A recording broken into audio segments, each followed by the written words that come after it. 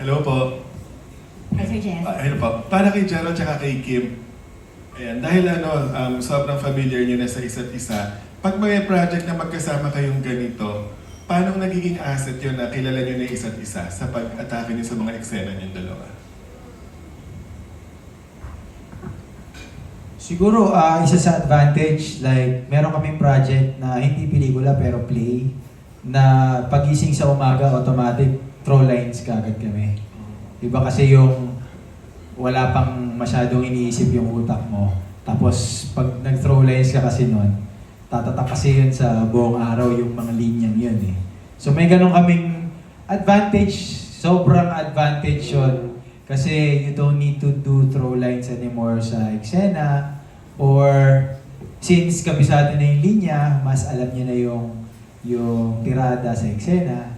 And also, advantage din na alam na namin yung hinga ng bawat isa. Okay. Kim, ikaw, ginugulat mo rin ba siya minsan? May ginagawa kang wala naman sa rehearsals niyo, bigla mong gagawin pag actual take na para lang maiba? Yes. Opo. Actually dito sa Wonderful Nightmare, wala masyado. Kasi kailangan talaga kung ano yung sabi ni Direk. Yun yung usapan namin. Yun yung kailangan kong gawin. Kasi basically, it's two different people in a way, but it's just one person. So, kailangan sobrang precise. But, yung nagulat na lang si Direk na nasama siya sa pelikula was not here. It was in an XU na movie din namin. Kasi yung pelikulang yun, harot-harot ako. So, yung eksena doon na parang didilaan ko siya. Kimuli na po yun.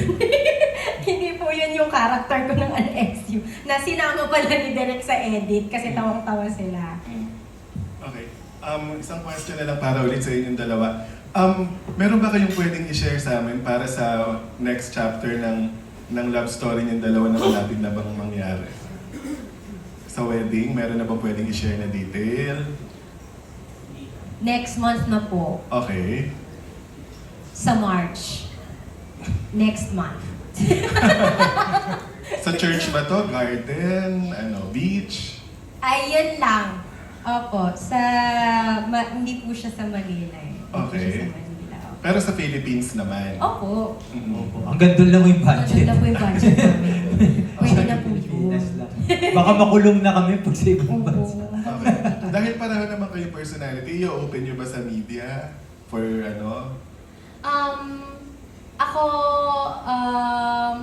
Ako po yung nag-decide nito, tinanong ako ni Gerald eh. Nung kasing, honestly, meron yung proposal kasi ni Je.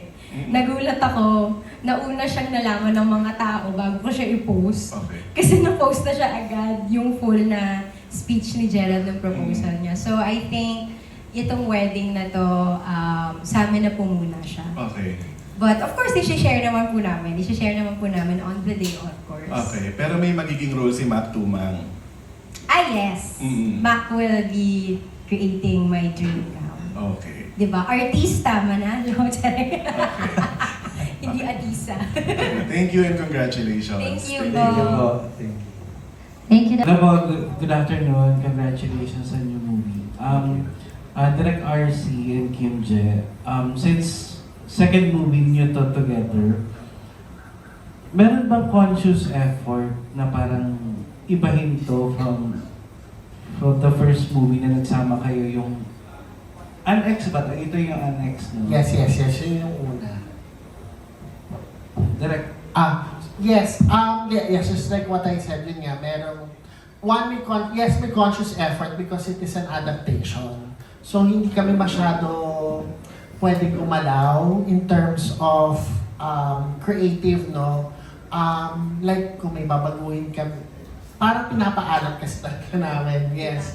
Pinapaalam talaga namin siya from the Korean counterpart na meron kaming ganito na babaguhin, ganyan. So, bago din naman kami mag-shoot, it was made sure na yung script na meron na hawak namin is approved by the Korean production. So yun, mas inano lang namin talaga, may conscious effort talaga siya. And bukod dun sa limitations na yon, may conscious effort din siya sa akin as a director na ibahin yung atake because hindi lang siya about love eh. The movie is more of a self-reflection. It's about human connection. So may malalim kasing yung movie na tema. So ganon. Yun yung may mga conscious effort. And of course sa acting, syempre I want Kim and Je also na ma-portray, makita nyo siya on a different, kumbaga ano pang element or ano pang pwede nilang gawin. Because sa totoong buhay, isa sila sa mga gusto ko talaga katrabaho. I mean, if we'll be given a chance to work with them forever, no, I would, I mean, gusto ko yan eh, nakikipag-work ako sa mga artista na naka-work ko na kasi it gives you more, it makes you more comfortable with each other, mas honest kayo kasi hindi lang naman pelikula yung ginagawa, it's art that we're doing. No? So, maganda na nabigyan kami ulit ng chance to showcase something different this time. Yan po. So for Kim Je, As an actress, yes. Meron po talaga siyang conscious effort for me. Kasi yung character ko with On XU and si Louie, in a way, pareho silang successful. So, yung nuances, I have to make sure that it's different from the other film. Well, magkaiba naman kasi talaga silang tao. So, I think kahit yung pananalita, paglakad, everything else, I had to revamp it all. Tapos kailangan kong i-audition sa harap ni Direk. Direk, okay ba to? Tapos, tsaka ko pa siya gagawin. Kasi nga, tama yung sabi ni Direk, may mga bagay-bagay na since it's an adaptation, we need to ask permission first from the original, if it's okay. So, yeah, it's a conscious effort from all of us. Yes, conscious effort. Meron, kasi una sa lahat, pangalawang pelikula naming tatlo. So, kailangan talaga may conscious effort na magbigay ng bago or something na magugustuhan ng tao. Pangalawa, the idea that it's an adaptation, there's always a sense of comparison if we're gonna be better or at least at par with the original version. So, we're on our toes lagi pag ganitong mga project. thank you and Thank you po. congratulations. Thank you po. Miss Jean. Thank you. That was Richard Paglica of Manila Standard. Hi, good afternoon. First of all, congratulations sa inyong film. My first question kay Direk, balikan ko lang yung previous question kanina about this film being an adaptation, and you mentioned na